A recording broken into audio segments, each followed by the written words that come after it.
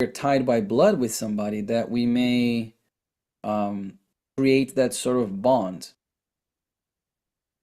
We sometimes feel closer to people, or we may feel closer to people whom we share no blood relation, than sometimes those who are, we share like a similar genetic code.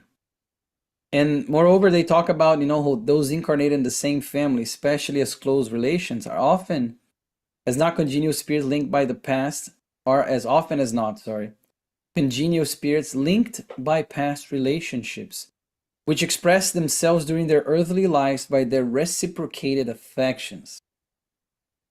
Great.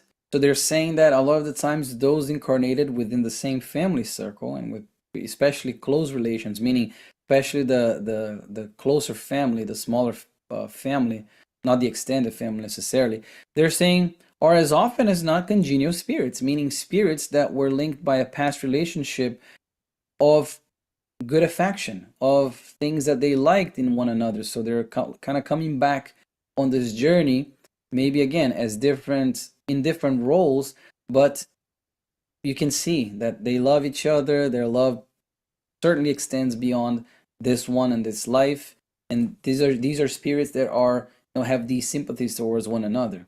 But it can also happen that these people are complete strangers to each other, or they may be distant from each other due to past aversions, which while on earth are translated into mutual antagonisms, which serve as probations.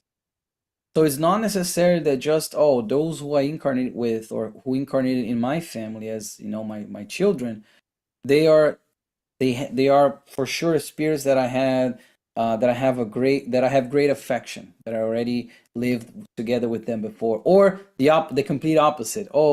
These are people who killed me in a past life, or I killed them, or we hate each other for centuries, etc. It's not all or nothing like that. It can also be that they're saying here, I think this is interesting for us to reflect upon, that sometimes these spirits can be complete strangers to each other, or they may be distant from each other due to past aversions. So a lot of the times there are situations in which spirits incarnate, let's say as children, and maybe they don't know their parents, but they are working on something, because there's no incarnation without a purpose. So they're working on a purpose, and oftentimes it could be what they're saying here.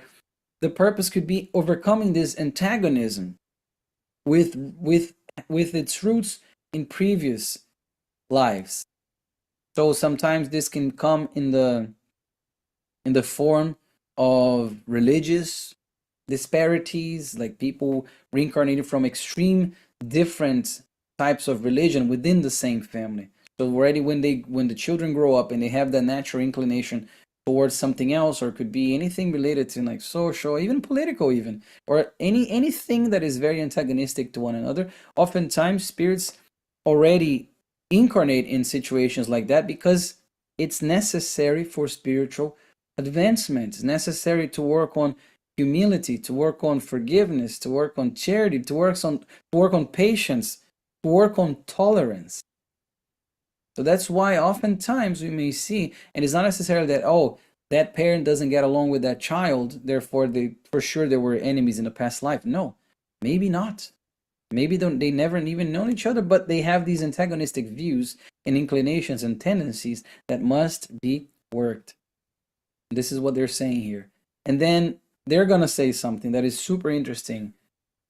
The real family ties are not those of blood then, as we saw before, but those of mutual sympathy and the communion of ideas which hold these ideas hold spirits together before, during, and after their incarnation. The manual is going to tell us that we have in this domestic group, as he says in the book Thought and Life, the bonds of elevation and joy that we have already managed to weave. And that's a beautiful thing for us to think about. And I specifically underline there before, during, and after their incarnations, because we must remember that the spirit is immortal. Before, so for things that happened before. During, because it goes through trials and expiations necessary for progress. And after, because we're going to reap what we sow. We're going to reap what we sow. We're still going to have other lives. We're still going to have other experiences in the flesh. We're still going to have, other trials and expiations that we will have to undergo. And the family is this microcosm of society that often allows us to be able to work on those things. They're still going to say in the gospel according to Spiritism, then there are two kinds of families. Families through spiritual ties and family through bodily ties. In the first case, these ties are durable, so the spiritual ties, and strengthened with purification, perpetuating the spiritual world by means of the various migrations of the soul. When we see this, that oftentimes, and we see this through the books, many books in Spiritism, we see that there are these spirits who they create these bonds that are so strong. Then when they become discarnates, when they discarnate, they go, and when they incarnate again, they may go in the same family environment. So like maybe again, like I said, with different roles, but they are still going through the same environment, depending on the mission and the needs of the members. But there's also the second case, the families through bodily ties.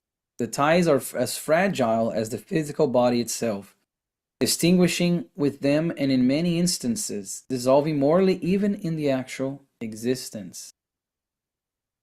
So these ties, the blood ties, the bodily ties, material ties, which are ephemeris, because matter is ephemeris, everything's going to pass eventually. So these ties, where they're saying, oftentimes they dissolve even in the same existence, even in that same life, as we see with so many people, with so many different families, where these ties with the parents, the siblings, their children, whatever it may be, uncle, aunt, grandmother, grandfather, whatever, these ties, they dissolve within the same existence, where people truly don't talk to one another anymore, and they don't want to deal with it. So that's why these ties are way more fragile. When we're talking then about honoring your father, or specifically, like I said, honoring your mother and then honoring your father, what does the gospel according to Spiritism say? What does Spiritism say about that? Well, the commandment, honor your father and your mother, is an inference from the general laws of charity and love towards one's fellow beings, seeing that those who do not love their mother and father cannot love their fellow creatures. And this is very strong. Those who do not love their mother and father cannot then love their fellow creatures.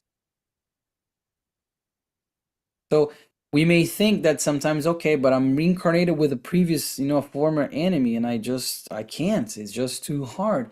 But they're saying here, the general laws of charity and love is what's underlying this idea of honoring your parents. And again, we're talking from the standpoint now of the children, because like I said, everybody who's listening to this is the child of someone. So this idea of honoring those who gave birth to you, who raised you perhaps or didn't, but those who are your parents in whatever capacity that may be, because that can also change. There's this idea that, we are all connected. This is all one humankind. Everybody is one big family. And then if we try to love others, I'm going to be charitable, and I'm going to love that stranger on the street that's suffering. But when I come home under the same roof, I can't even love or express love and charity for my own parents. How is that going to work? They're saying, the spirits say very, very importantly, that God wishes to show us that respect, esteem, obedience, caring, submission, and deference should be joined to love. So these are ways to honor our parents. These are ways, like I said, specifically for this week, to honor your mothers, to show that love and whoever had the role of mother as well, because sometimes it's not the biological one, but whoever is the mother and the father, just honoring them, because we can't really say that we are charitable to everybody else and we try to love all human beings and show that charity if we can't do that to those that are closest to us in many, many ways? This duty, they're going to say, naturally extends itself to those who take the place of a mother or a father, and whose merit is much greater because their devotion has nothing of obligation.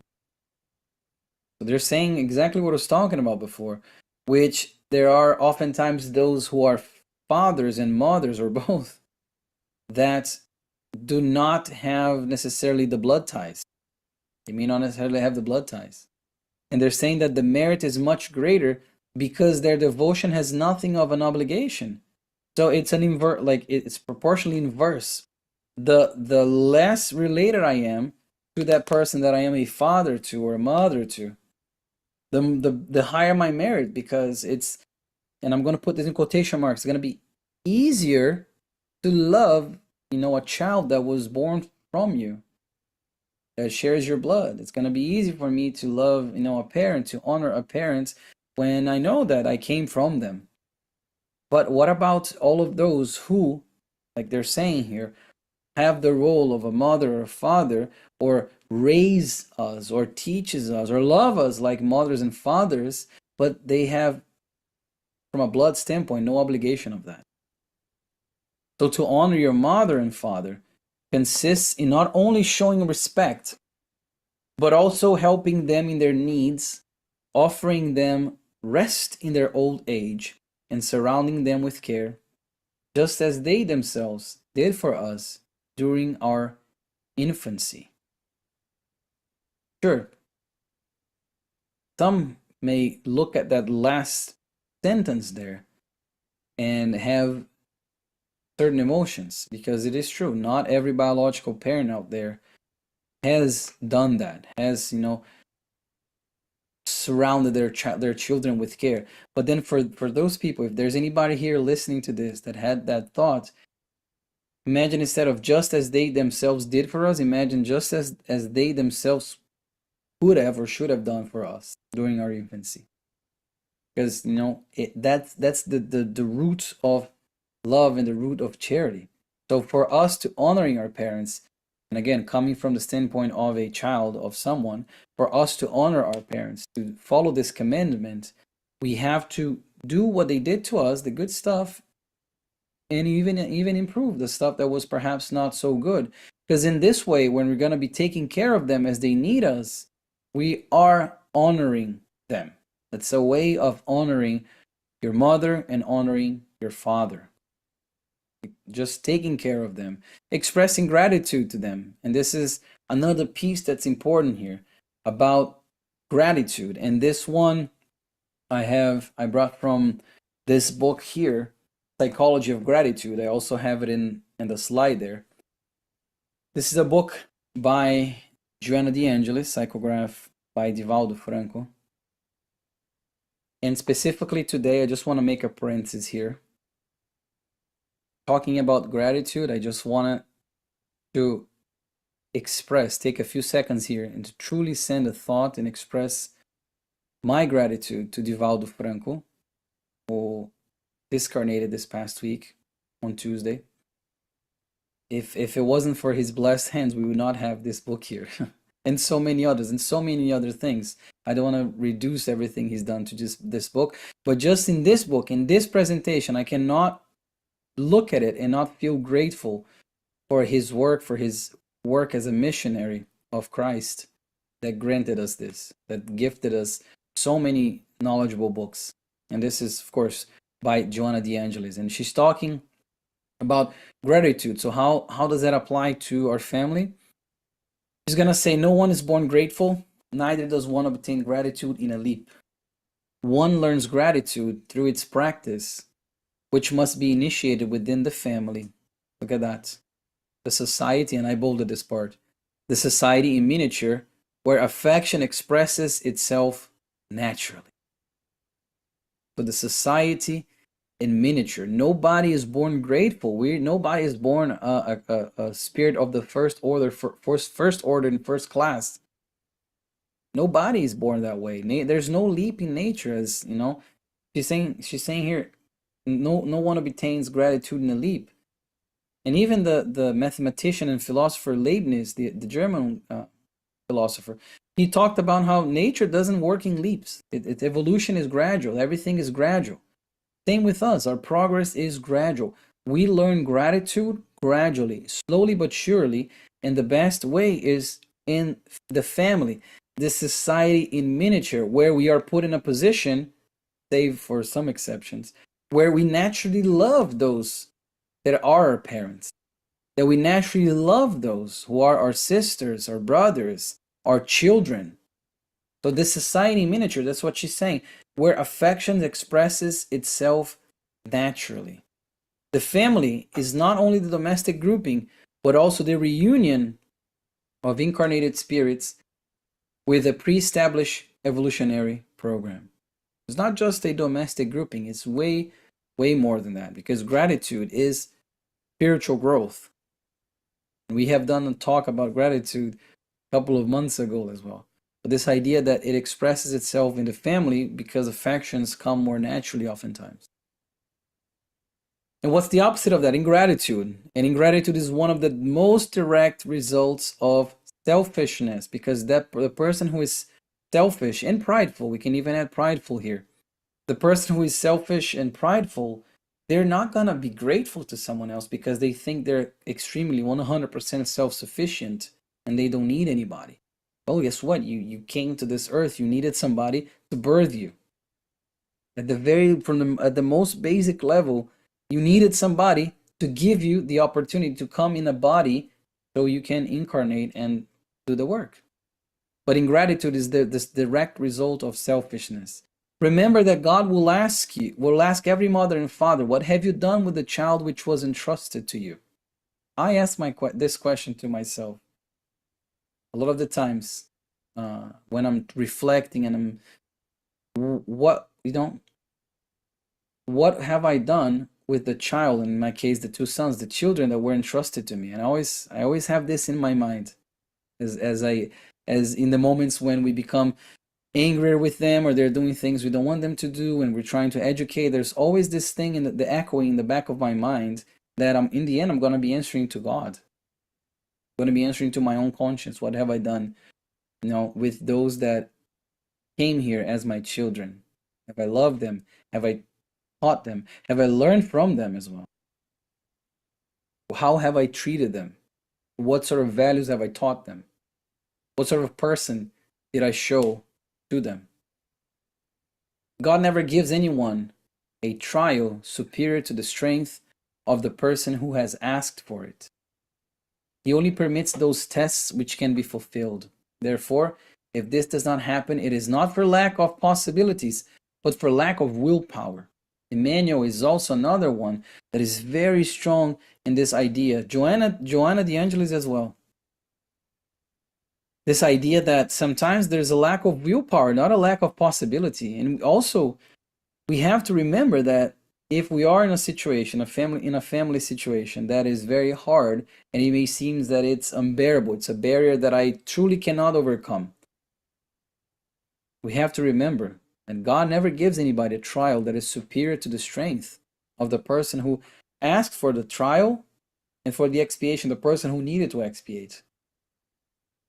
There's no such thing, because if we were to think that we're carrying a weight or we're given a weight stronger than our shoulders, we can't say that we believe in a supremely just and fair God. Because what sort of God that's just and supreme, infinite in all its qualities, omnipotent, would give somebody something that they cannot fulfill? If we truly believe in a God that is, like I said, supremely just, fair, kind, omnipotent, all those qualities, infinite, they say in the, heaven and hell, infinite in all its perfections, we have to assume that the trials that we're having right now are things that we can definitely endure. And sometimes the lack is not possibility, it's a lack of a willpower. And in this other book now, The Consoler, which is, I saw that you guys have a study group for this one. this book by Emmanuel, Questions and Answers, and this is psychograph also by Chico Xavier. Question 108. They ask, what is the most elevated basis for a sound moral education? Within the sacred institution of the family, the basis of all education is to provide a religious foundation along with the examples of fulfilling the highest duties of life. So this idea, when it's saying religious foundation, meaning the values that will elevate somebody spiritually, not necessarily with a specific label or specific denomination, because we know labels change throughout the history of humankind. But the essence, the message is the one, are the things, that are important, the essence and the message. That is why the home plays such an important part in the edification of humankind, and why the mission of women is so significant before divine law. It's interesting here that he highlights specifically the mission of women. And it's talking about this, that edification of humankind, and the best school, for incarnate spirits is the family. It's always the home where the foundations of the emotions and the moral characters are then attained. Emmanuel says that we can get universities create citizens, but only families can educate, which are two different things, obviously. Talking about degrees and things that are instruments to us in our earthly journey, these we can get at universities if we want, in places like that. But the true education is going to come primarily, and the mission is from the family. And in the book Between Heaven and Earth, Florencio says that we are all connected to the law of rebirth as an inalienable condition of progress. We tackle multiple experiences, and we recapitulate them as many times as needed on our grand journey to God. So we're gonna be tackling these multiple experiences, and we are all connected through this law of rebirth, because we still need to reincarnate. We still need to go back here, improve things that we have not improved just yet. We still need to come, which are trials. We still need to come back here to correct the mistakes that we have made against the people we have erred against, which are expiations. And that person can sometimes be ourselves as well. So we're all connected through that, and we're going to recapitulate as many times as needed, because progress is a law, always progressing, but we need to march forward. And I'll just go quickly over here an example from this book, Missionaries of Light, where there's this, I'm gonna say not staple, but it's a very commonly mentioned case of reincarnation. This is chapter 13, where André Luiz is given the opportunity to watch, the case of potential reincarnation of this character named Segismundo. And I don't want to give too many spoilers because I want you guys to read it if you haven't. But the main idea here with the family is this idea that there is this father, this mother, and this son, and they are together. The incarnated ones, which you can see in that drawing, are the ones that are at the table there, and they are having these conversations, and then the father's not doing so well, and then one of the spiritual mentors comes and he helps the child to talk to the father, to ask the father to come pray with them and all of that. So the father comes and prays with them, and as they go to sleep, the father and the mother, before they go to bed, the father is actually telling the mother that he has been having these terrible nightmares where this horrific spirit, terrible, comes and tries, almost like as a shadow, tries to come to him. As soon as he falls asleep, he has this nightmare where this spirit comes and tries to get close to him, and he just can't. So he's not sleeping well and all of that. So what's happening, in fact, is that this spirit is this character Segismundo, who is trying to reincarnate, to amend the mistakes he made against the father and the mother, because in another life he was, and I don't want to give spoilers, but he made terrible mistakes against these two individuals.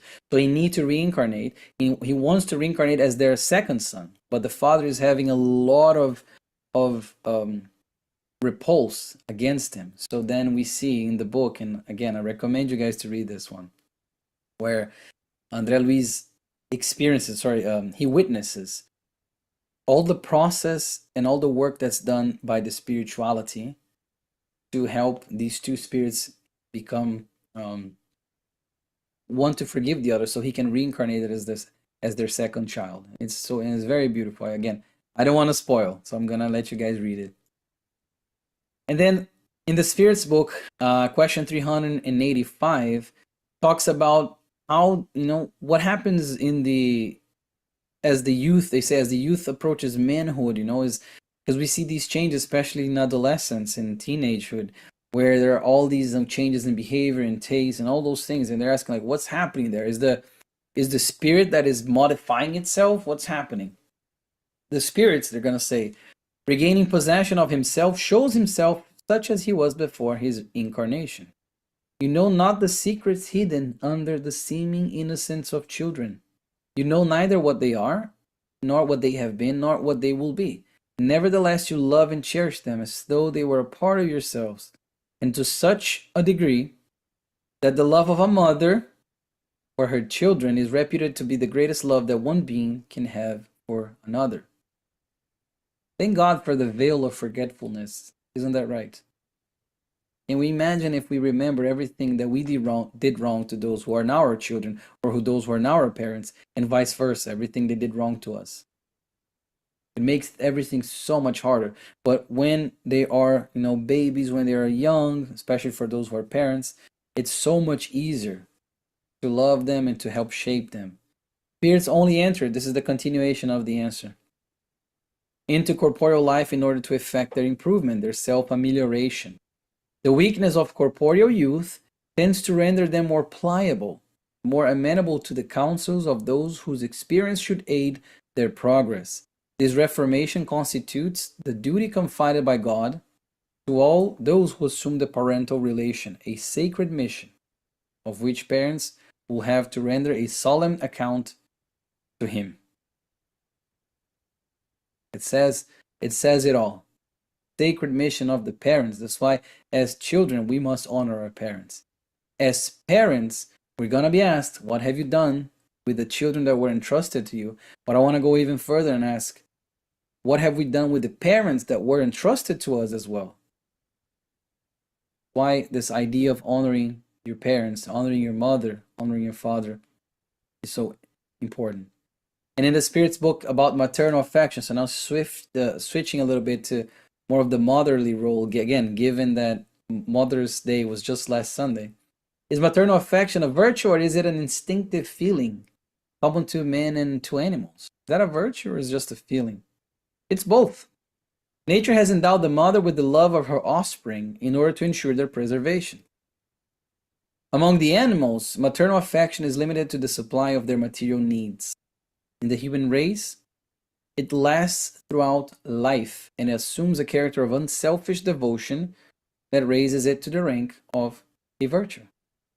So once the difference between the animal world and the human, let's call human world, is the affection that the mother has towards her offspring is only related to supply of the material needs. Once they grow up, they can move apart, and that's it. But in the human race, it lasts through life, through the entire life, and assumes a character of unselfish devotion, as we see with so many mothers. This unselfish devotion I saw with my mother, I see with my wife as the mother of my children, that raises to the rank of virtue. It becomes a virtue to love in that unselfish way. And then Chico Xavier here, he has a message about motherhood. He says, motherhood is a secret between a woman and God. How interesting is that? The man's participation in motherhood is minimal. The woman's participation is filled with joy and pain, torment and suffering, pleasure and responsibility, from the moment the child is born until the woman's last day on earth. And God knows that after this life, those mothers will suffer many struggles to help the children they left behind in this world. As, again, we see with so many books from the Spiritist movement, that we see these mothers still suffering and still helping their sons and daughters who are erring, who are in deviant paths. And even as they are in the spirit world, they're trying to help their children. So he's saying, he's basically, paying homage here to all the mothers out there and saying that, it's the secret between a woman and God. I love that part. And now going a little bit to more of the macro again, we have our dear master Jesus, who this passage is in Matthew 12, where he was talking to a crowd, and then his brothers, blood brothers and mothers, they were staying. They stood outside and they wanted to talk to him. So there's this guy, this messenger that comes and says, your mother and your brothers are standing outside. They want to speak with you. Meanwhile, Jesus was there with the disciples and the crowd. So Jesus says, "Who is my mother and who are my brothers?" Pointing to his disciples, he said, "Here are my mothers. Here are my mother and my brothers. For whoever does the will of my Father in heaven is my brother and sister and mother." For I imagine those in that moment listening, that when he was saying, "Who's my mother and who are my brothers?" some may have thought that he was just being plainly disrespectful. Others may have thought that he was having a sort of senile moment there. What do you mean, who's your mother and who are your brothers, But it's Jesus never let a good opportunity to to give a lesson, to teach. And I agree with Emmanuel. Emmanuel says that every moment of the master's life was a lesson. Everything that he said, he done or chose not to do, everything is a lesson. So this one here was also a lesson as well. And he was not showing indifference towards his relatives or denying his mother or his brothers, because, and we even have in John where chapter 7 where he talks about that even his brothers, his blood brothers, didn't believe in him necessarily. But he was not doing anything to that. He was not dishonoring any of them. But he was just saying, those who do the will of my Father in heaven, those are my brother, sister, my mother, my father. Those are my real family. Everybody who's doing the will of my Father. And then in that terrible moment in the crucifixion where, John and Mary were there, and Jesus then turned to, when he sees them, he saw the mother first, and then he's in the disciple whom he loved standing nearby. He said to her, "Woman, here's your son." Because as we see, that we have this one in the book Good News as well, psychograph also by Chico, chapter 30, where they're talking about how Maria was crying, was feeling like terrible seeing her son there in the cross, having been being crucified by things completely unfair, and she was seeing all that pain. She was crying, and John was there too. And he turns to her and says, "Woman, here's your son," and to John, to the disciple, "Here's your mother." And John then, from that point on, treated Mary as his earthly mother as well. And he understood, and John ended up going his entire life knowing that who was his mother, and all of his brothers and everybody else. So he learned, he truly loved about this universal love. And Mary as well. Mary understood who was her son, to the point where we have reports from multiple accounts that she even went as a spirit, went to rescue Judas from the depths of the lower planes of the spiritual world, calling him her son. So she was also one that understood that. And it's interesting here, one little asterisk here. When he didn't say mom or mother, "Here's your son," he said woman. But in Greek, when you say woman like that, it does not denote any disrespect. It does not mean any disrespect. So he was not being short or having any disrespect towards her. But he was trying to again teach them a lesson, teach them the true lesson of who's the mother, who's the son. Here's your mother, here's your son. And those two definitely were able to introject that lesson and externalize that lesson through actions. Like I said, Mary has still has done so much work and is still doing so much work for all her sons and daughters out there. We have the books by Ivone Pereira, Memoirs of a Suicide, where they talk about the group of workers that she leads. So those were the ones that truly understood the message. So when we're thinking about honoring our father and honoring our mother, we have to expand our view and be able to honor them in the same way that John honored Mary, Mary honored John, and so many others. I hope to have contributed something for you guys today, and I wish everybody a truly blessed week. Well, thank you so much, Yuri. Awesome presentation. I appreciate that. And right now we open up on the floor for anybody that may have a question or comment.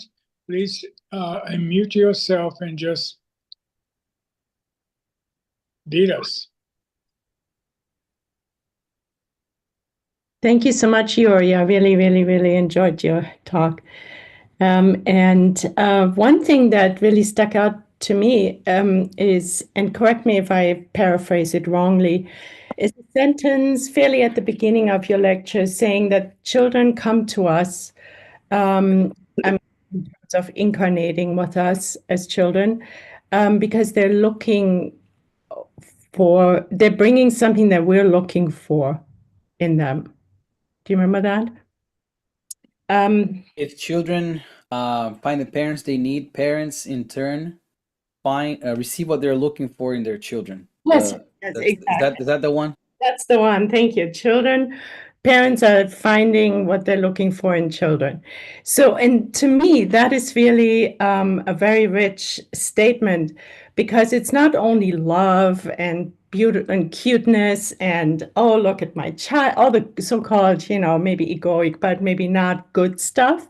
But it's also all the challenges, right? So if we have a child that's very challenging in terms of behavior, or maybe even a so-called birth defect, or a child that's kind of sickly.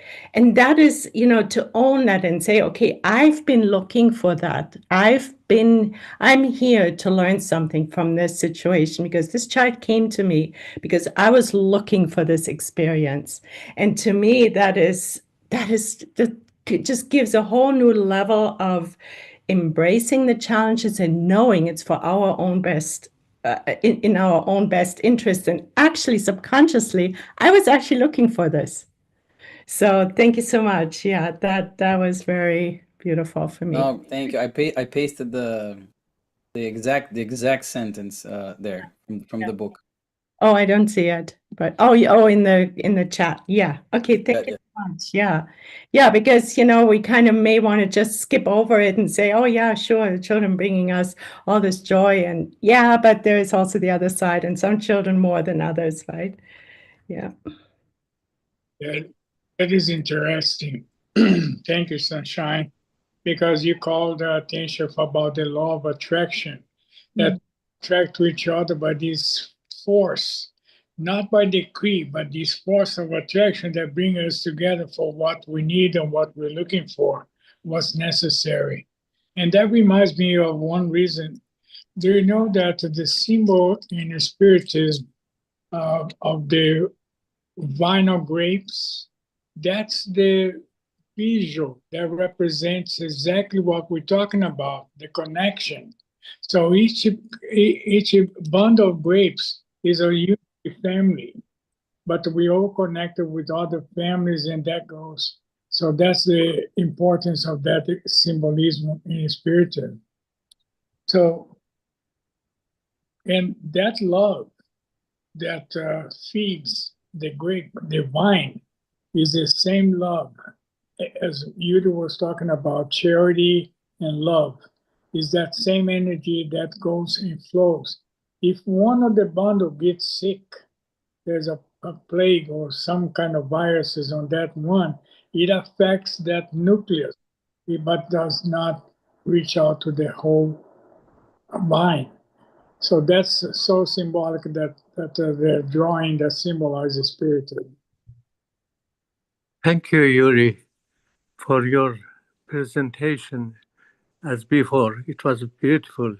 And may I read a poem from a Persian poet, Sadi, that in 30th century was written. And this poem actually decorated the gate of the United Nations and entrance building. And the poem is also inscribed on a large handmade carpet installed in the 2005 on the wall of meeting room in the United Nations building in New York. And I think this poem is related to what you were describing about love and relation and motherhood and humanity. And the poem is Bani Adam. Bani Adam means the children of Adam. And human beings are members of a whole, the creation of one essence and soul. If one member is affected with pain, other member uneasy will remain. If you have no sympathy for human pain, the name of human you cannot retain. You see, that in 13th century was said, and when we understand that we are all human, as Jesus said, that the mother and father, they are all brothers and sisters who tries to love each other, to understand each other. Doesn't matter if our father or mother leave us when we are children or mishandled us. They, for 9 months, they tried us. They had us in their body and they gave us from their blood and all energy, and they are to be respected. Thank you very much, Yuri, for your presentation. That was very spiritually and affected, I think, everybody. Thank you. Thank you. Thank you, Yuri. As always, now you are part of our group. We cannot live without you here, okay? You just make sure you always I belong to some online group that they cannot live without me, okay? We really appreciate that. It is a topic very touchful, no? And Mary, I don't know if you have read the book Maria from John Nunes Maya, psychographed by John Nunes Maya and from the Spirit Miramis. You should read that. He have Francis of Assisi and Maria. So in that book, Kiki has done some summary for us, still not translated in English. And you see the love of a mother. So Honor Michael Ivanov, one of these spiritual masters, he said that the father represents wisdom and the mother represents love. So God is just father and God mother. So the aspect of male father represent wisdom, and the aspect of mother, divine mother, represent love. So we cannot live without wisdom and love. And as you in your presentation brought from the book, Spiritual's book, question 774, I quote that God has thus willed that humans learn to love one another as brothers and sisters. So the Spirit have repeat since Moses, since the Old Testament, all the prophets. Jesus came, make the great law to all the 10 commandments into one law: love. Love God above all, love your neighbor as yourself. And as exactly like we expressed, how can you brought to us today? How can I express love? We learned that from Chico. We learned that from our beloved Givaldo Franco, Emmanuel, and now the Great Spirit. How could I love without known love? Known love to my father, known love to my mother, no respect to them. How could I love myself if I don't know love? What love represents in our life, no? So that is amazing. Every aspect of life we will finish in one: love, gratitude, like as you expressed, you brought amazing presentation. Really thankful for your presentation. And one thing, so when you talk about nature, I have 10 duck. One duck brought 10 ducklets, and we have a lot of hawks over here.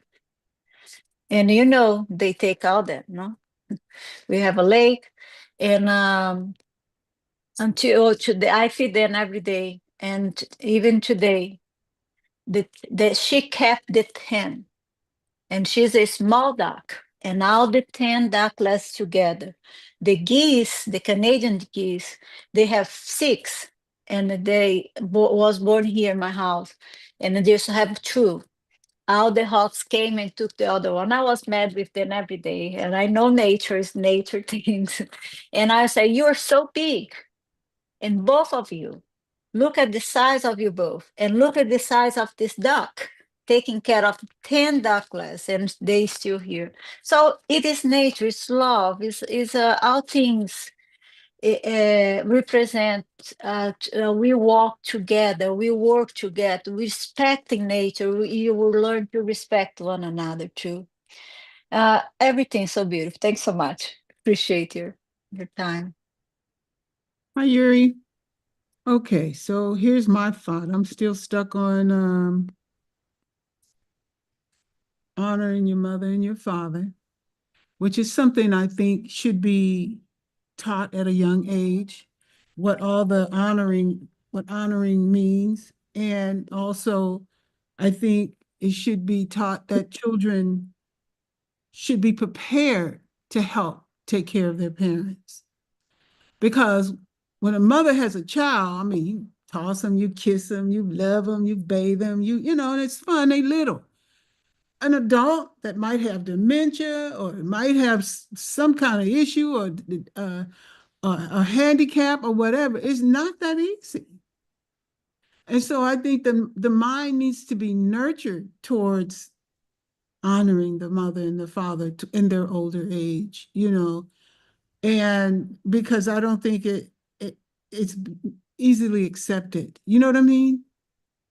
We read about it, but we don't enforce it in a way, and like now, okay, we find out later I'm half 100 and now I want to teach my kids, you got to honor your mother and your father and take care of me when I'm old. I don't know. Those are just my thoughts. I think can I comment on that? Oh, absolutely. I think a great point. That's why one of the things that I wanted to give with this presentation is let's call it practical guidelines and things that we can do. That what does it mean to honor your mother and your father? So I said gratitude. I said all those things, and when I mentioned in the slide of that God will ask, "What have you done with the children that was entrusted to you?" And I said I always think about this because I do. How doesn't matter how much I preach things to them, and you're saying it needs to be nurtured. And I'm gonna say the best thing that we can do for children is the example. So I said in pediatric psychology, more is caught than taught. with children. You can teach them and say, don't do this, don't say that. But if they see you saying and doing it, that's what they're gonna retain. So for those of us, this is I'll give you one way, Regina. For those of us who still have a mother, still have a father, and we have children, how are we? And that's why I said, what sort of example have I given to them? What have I taught them? What have I learned from them? This is what I mean. They doesn't matter if I say you need to respect me and your mom, but they see me disrespecting my parents. They're gonna see that, and they're gonna think that that's the standard. So I think the example is so important. Not only what you're saying, but like your actions. Are you following through with what you're saying? Are you truly living what you're preaching? You know. So I think that's one thing that I agree with you, Regina. Needs to be. It needs. Enforce is a strong word, but there's definitely needs to be taught and talked about, so children can learn how to honor. And I say honor in the general sense that we learn that honor has many different meanings, to honor their parents. Yeah, because I think it's important because some cultures, it's embedded in them, especially the Chinese culture that we've seen, that they embrace that at an early age, and they show the children Respect. how it works. Yeah. Yeah, the Asian. I've been to Japan twice, by the way. Just a parenthesis. I love Japan. The Asian culture is very. There's very much this idea of respecting your elders, and by biological definition, your parents are your elders as well. So respecting those who who probably know more than you, have lived more than you, and the grandparents even more. And like, so there's this whole idea of respect. That's the key value that they preach a lot of the times with the parents, that in some of the, let's call it, westernized societies, it has been more loose, I think. So Yuri, you are young, Kiki. I really pray for the young spiritists. Find a program on and present to the spiritists in the world a program that educating the mothers and the fathers before they even have, like Gina said, they should be taught in an early age, but before they should be taught how the spirit will be connected then, how they be prepared to be pregnant from the spirit, how to be treating them.